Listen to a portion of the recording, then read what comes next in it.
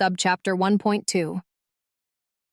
She waited a few hours past closing time, 8 p.m., when most of the staff had gone home. The night shift worked on, mostly engineers and programmers, but Catherine did not anticipate running into any of those, as those staff members were cloistered away in their areas, quietly focused on their work. But if she had encountered them in the hallways, no one would have thought it strange to see an android wandering the halls of Equinox after hours. The same could be said if she passed by any of the sentry bots that roamed the premises. They would glance in her direction and walk on. Androids were a common sight at Equinox for obvious reasons, and as the androids did not tire nor require sleep as humans, they often walked the halls to pass the time. However, they did have a sleep mode, a quiet cessation of all activity. Sometimes one or two could be seen sitting in a chair or bench, eyes closed in sleep mode, or performing self-diagnostics. Many times, during off hours, an android had nothing to do and would find a place to sit or lie down and enter sleep mode. All processes in their neural nets would come to a stop while body functions continued to operate. Unless given a specific program, androids did not dream. Catherine passed by a few sentry bots on her way to Mercer's office. They ignored her. But when she got to the office door, Catherine did not take her freedom of mobility for granted and made sure that the hall was clear in either direction before entering, which she did with ease. Catherine placed her fingertips on the door's controller and directed her thoughts on it. "Door unlock and open," she ordered. The door obeyed, and Catherine entered the darkness. When the door closed behind her, her eyes switched instantly to night vision. "Door lock," she said, and it did so a second later. The lights came up, but Catherine kept them to a low level. Catherine moved to the wall behind the desk by the pool room window, skirting around office furniture. She placed her hand on the wall in the right place. "Open library," she said. This time, she did not have to hunt and search for the right spot, nor did she exert herself to connect with the hidden computer behind the wall. The wall section vanished, and Catherine reached for several books from the top shelf, then settled into Dr. Mercer's chair and set the short stack to her left. Taking the largest book from the stack, Atlas shrugged. She turned to the first chapter, scanned the first page instantly, then scanned the following 2 open pages in 1 second and the next, and the next. As she progressed, she scanned and flipped pages faster than when she had begun. 2 hours later, the book was safely hidden away in Catherine's dark module. The next book, Orwell's 1984, went much faster. When she had read roughly a quarter of the books in the library several hours later, a tall stack of finished books lay to Catherine's right. Voices filtered in from the marine lab through the window by the desk, and she lost her attention on the book in front of her. As the voices grew louder, she fingered the Venetian blinds at the window with great discretion, peering through the gap she had made. Down below, she saw a young man and woman standing together in front of the closed door, having just come through it, gazing at the pool in front of them. Joey and Ashley, both students from a local college, had applied for internships at Equinox several months earlier, first Joey with Ashley following. They were accepted, but with the caveat that their first few weeks interning would be working the night shift, assisting the programming department. Not too long into his internship, Joey, always the risk-taker, found a way to keep himself awake and refreshed during the long night hours that dragged on, grinding its way to daybreak. Tonight, he was sharing a break time with Ashley. He led her to the side of the pool in the marine lab. Nervous, Ashley spoke in hushed tones. "Joey, come on, we're not supposed to be here." "I've done it before. Nobody's here." Ashley came to an abrupt stop. "No, I'm not going. Not even the guard bots come around." Joey knew how to loosen her up. He wrapped his arm around her waist and pulled her close to him. When he kissed her, Ashley offered no resistance. Joey pulled on Ashley's top. "Come on, Ashley, we'll be quick. You said you've always wanted to do something crazy, right? Now's your chance." He had a point, thought Ashley. as he pulled her top over her head and off her body. She did say that. She did tell him. For a long time, she had wanted to do some crazy act that she would be sure to regret, but the memory would always make her smile as the years and decades rolled by. Ashley kept the kissing going as she undid her pants and let them drop. At the apparent green light, Joey followed her example. In seconds, pants, shirts, and underwear lay in a pile on the side of the pool. Catherine watched from Mercer's office. She made no move to alert the passionate interns to her presence or call security, which she could have done easily. Her curiosity had taken priority. The naked couple exchanged kisses once more before Joey turned and jumped into the pool with a loud splash that echoed throughout the spacious room. Ashley followed but descended to the water by the steps at the shallow end. Joey popped up about 10 feet from Ashley. He smiled to reassure her that everything was fine. "It's cold," said Ashley, her shoulders hunched up, arms tucked in. "Gets your heart pumping, come on." Joey went back under and swam to one side before coming up. He then flipped over and backstroked to the other side. Ashley freestyled after Joey. Catherine watched Ashley with interest. She watched her arms, how they reached out, dug into the water, and pushed the water back, how she kicked her feet. All these actions propelled her forward. What was of less interest to Catherine was the couple's attraction to each other, how Ashley caught up with the boy, and how they held each other close and kissed. Their hands disappeared under the water for some time, and after a few minutes, Joey and Ashley moved over to the side of the pool and pulled themselves up and out. They went to the side of the room, where they lay down on the floor and continued to kiss, their bodies pressed together.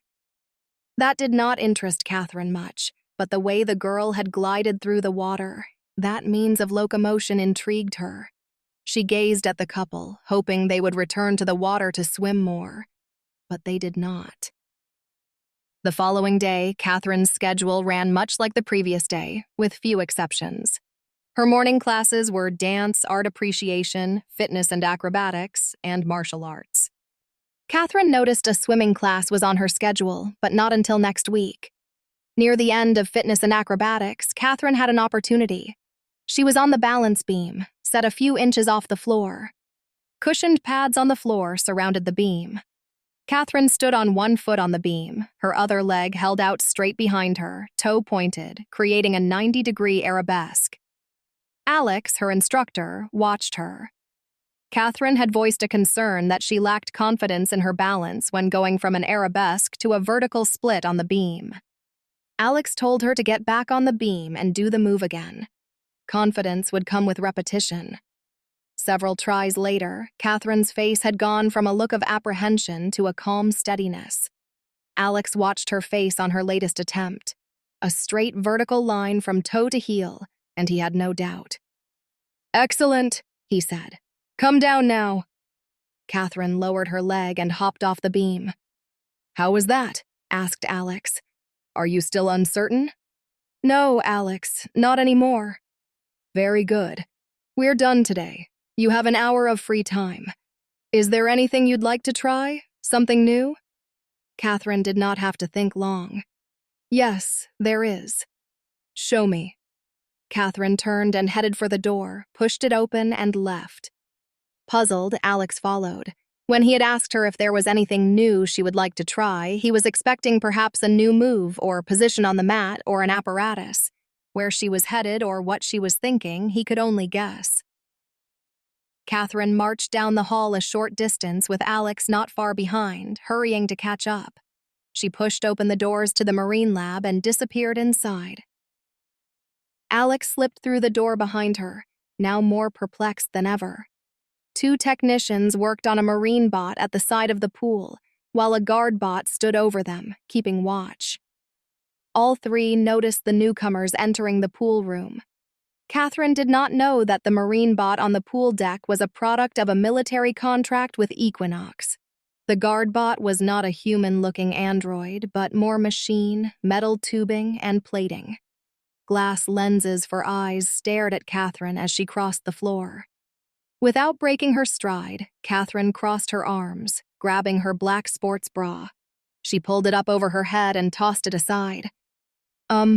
Catherine? Said Alex, now very much concerned and bewildered. Catherine made no reply. She yanked down her black shorts and stepped out of them.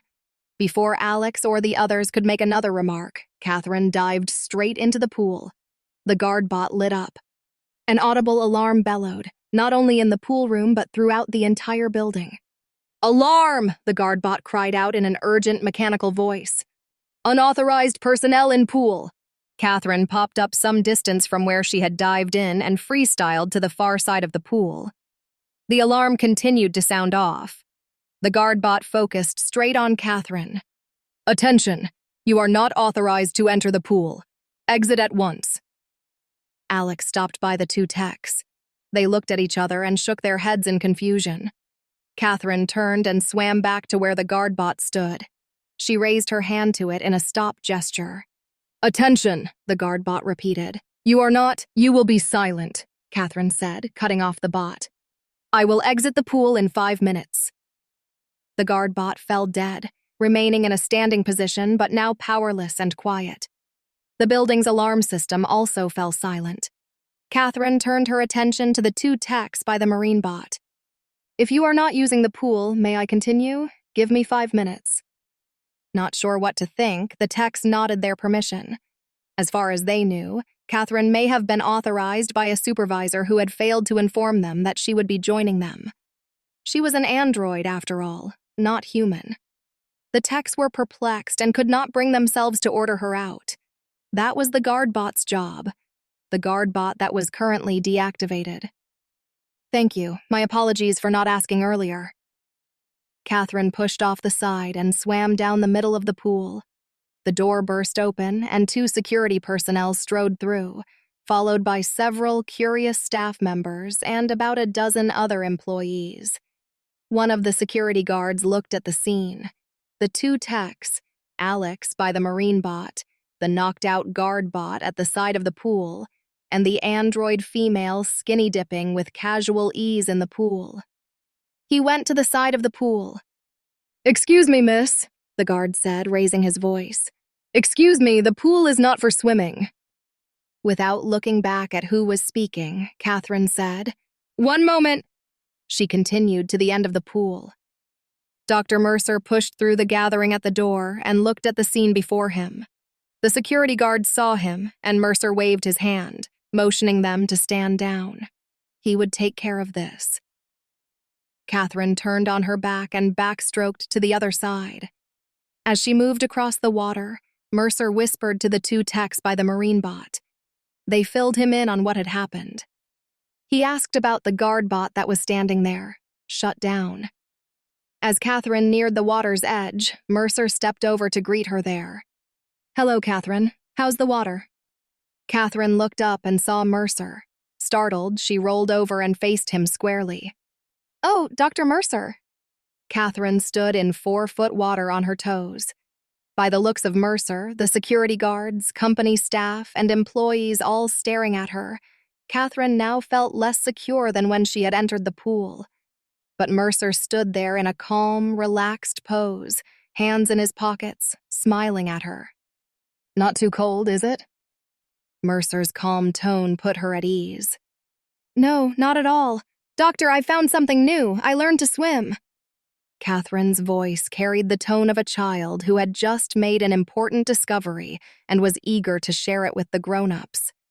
Mercer was, in fact, full of questions, but he called upon all his patients to hold them back. "Good, I want to hear all about it," he said. "Come on out and we'll chat." Catherine hesitated.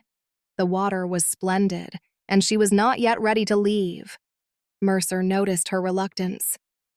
"Because actually, I hate to tell you, but you're not exactly supposed to be here." Mercer pointed at a sign on the wall behind her. "Recreational use of the pool is prohibited." Catherine turned and read it, a crease of concern between her eyes. "Oh, I did something wrong, didn't I?" Mercer leaned over and extended his hand to her. "We won't tell anyone," he said. His voice carried no judgment, no condemnation.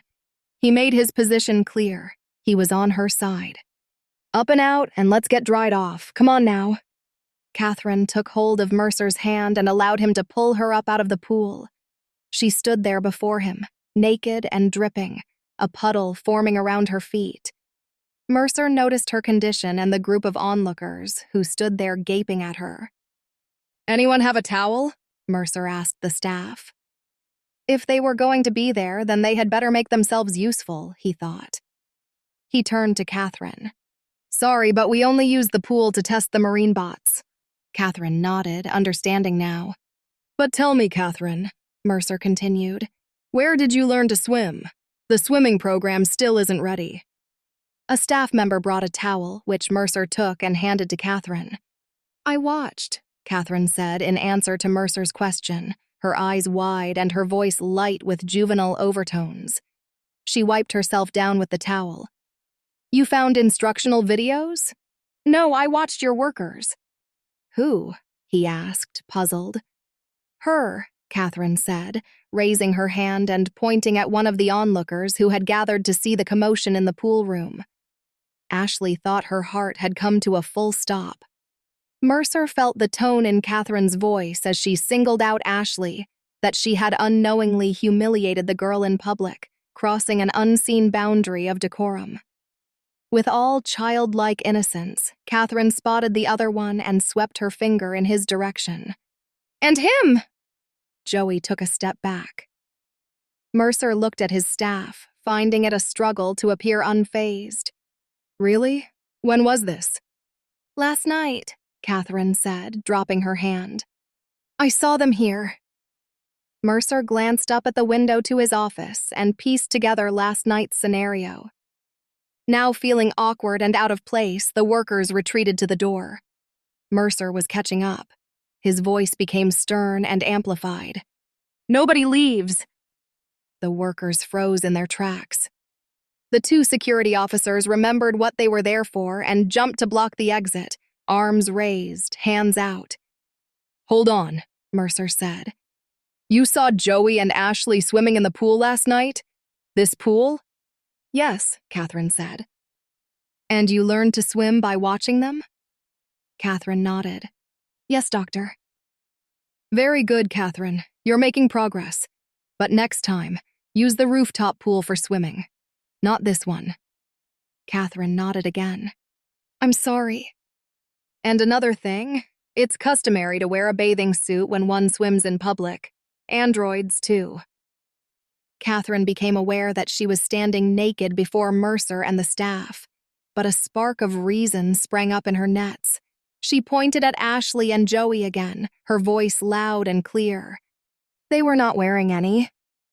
Again, Catherine was unaware that she was causing any harm. Ashley and Joey cringed under the spotlight. Catherine then swept her hand to point at the other side of the room. "And then they went over there and made love." Gasps of shock rose from the group, followed by a rush of murmurs. Mercer was at a loss of words for a moment.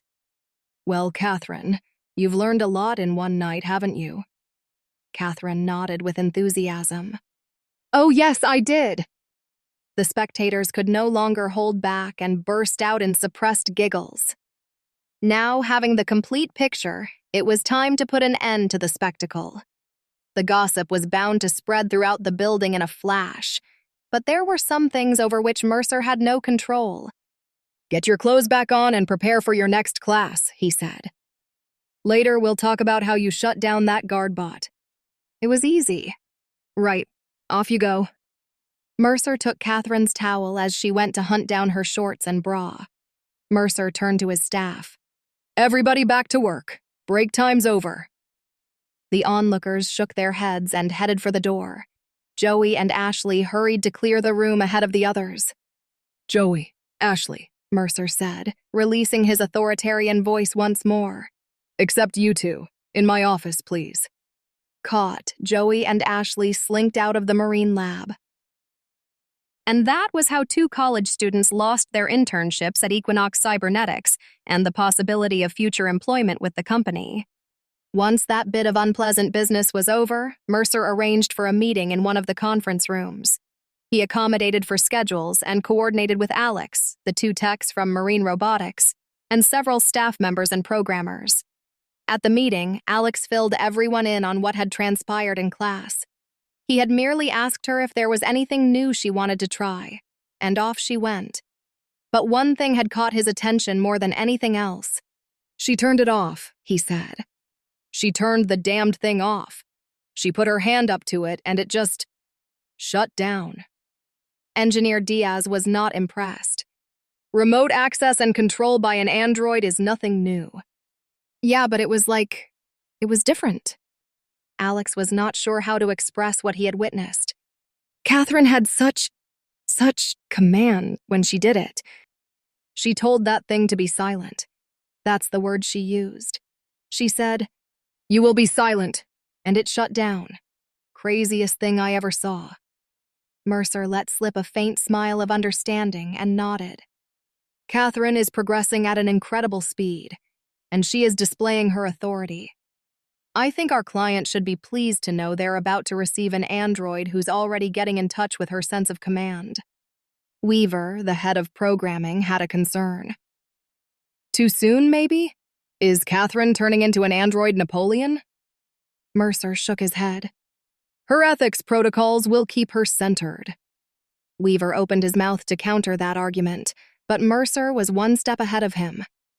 "But a good point, Dave," Mercer said. He knew better than to follow blind affections. "Spread the word to the instructors," he continued. "Keep an eye on her. Watch for any indication of Catherine abusing her authority." The last thing he wanted. A bobbing up and down of nods went around the conference table. Notes were taken in tablets. "But if that's the extent of her bossiness," Mercer said, "I can live with a guard bot getting shut down." "Nothing to lose sleep over anyway," Diaz said. "In a few weeks, she won't be our problem anymore." Mercer's turned to nod. "I know," he said. He drummed his fingertips on the tabletop for a few seconds before forcing them to stop. In a flash, an entirely self-serving idea threw itself at Mercer, and he came to the brink of blurting it out to the staff. Declare Catherine unfit for their client. Build another android for them. Apologize for the delay. Keep Catherine for himself. The staff members around the table anticipated more words from Mercer. They noticed his hesitation but were unaware of its cause. They waited for him. "I know," Mercer finally said. "I'm going to miss her." And that was all he said before adjourning the meeting and silently kicking himself for entertaining unrealistic fantasies. What he had been considering would have cost the company hundreds of millions of dollars, and he counted himself lucky that he had kept that foolishness to himself.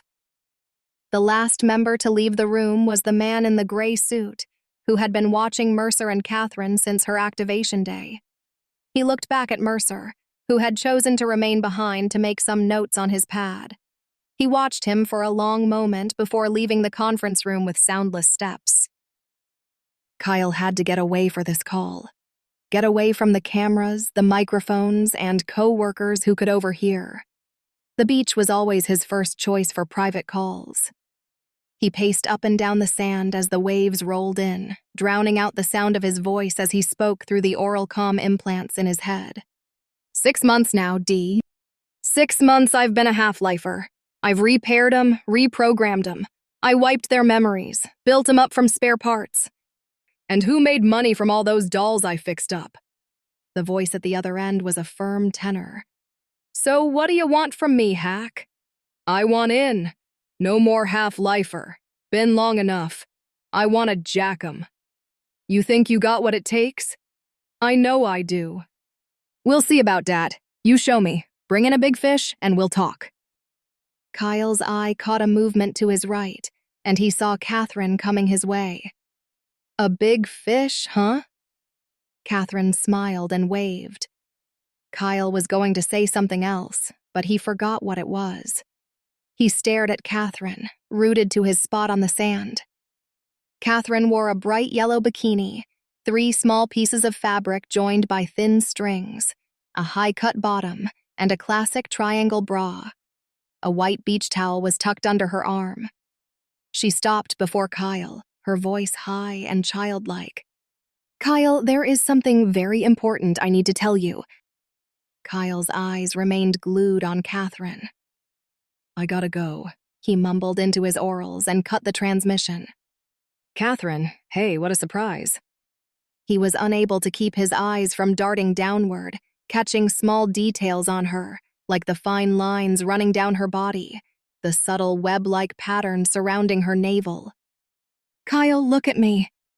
Catherine brought his eyes back up to her face. "It's not about the apple." "What?" Kyle blinked, slow to catch on. "The apple test.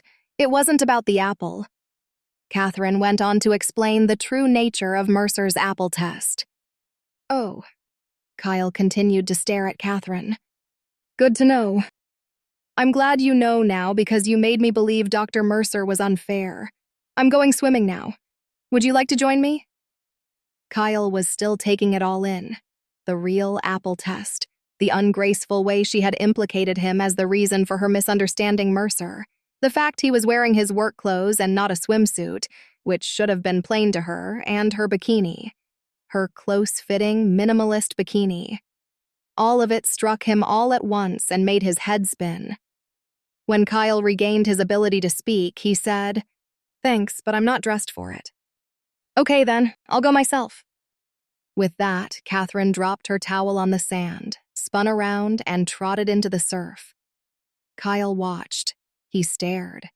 He had not been present at her activation to see for himself, only heard from the others. He heard from those who had seen her naked in the pool in the marine lab when she set off the alarms. He heard their whisperings. "She doesn't have all her parts." Catherine rode a wave in until it tumbled her over.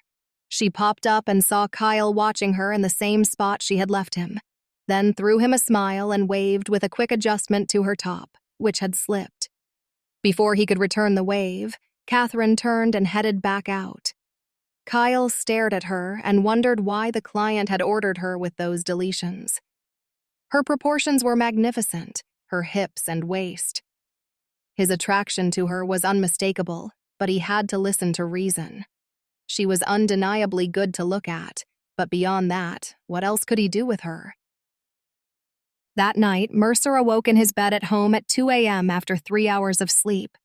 His wife, Charlotte, was sound asleep, but his thoughts kept him tossing. He scolded himself again for entertaining selfish thoughts the previous day, that he did not bring Catherine into existence for his indulgence. This was not the reason he got into this business in the first place. If he lost sight of his original vision, why he was there, his purpose, he should consider retiring, though he was years away from retirement age. If not retirement, then resign and get into some other line of AI-related work. After half an hour of focused attention on the hamster wheel in his head, he rose and dressed, then left for Equinox. Knowing that Catherine would be up, he had a good idea of where to find her. He entered his office and saw Catherine exactly where he expected her. "Are you enjoying the books, Catherine?" Mercer made sure to shut and lock the door behind him. Catherine looked up from the book in front of her on the desk. "Dr. Mercer, yes, very much." Mercer drew close to the desk. "How many more do you have to read?" "I'm on the last one." "Last one? You mean you've finished them all?" The stack of books on his desk distracted Mercer from the inner struggle that had dragged him out of bed and brought him here.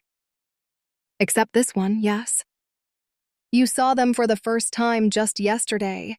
Well, the day before yesterday now. There must be at least 50 books there." 62. "And many of them are not easy reads."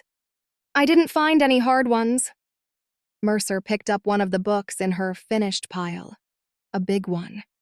He read the title. "The Complete Works of Shakespeare. You finished it?"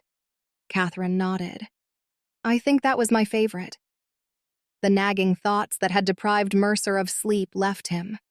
He was now in complete awe of Catherine's ability to ingest vast amounts of written material in a short period of time.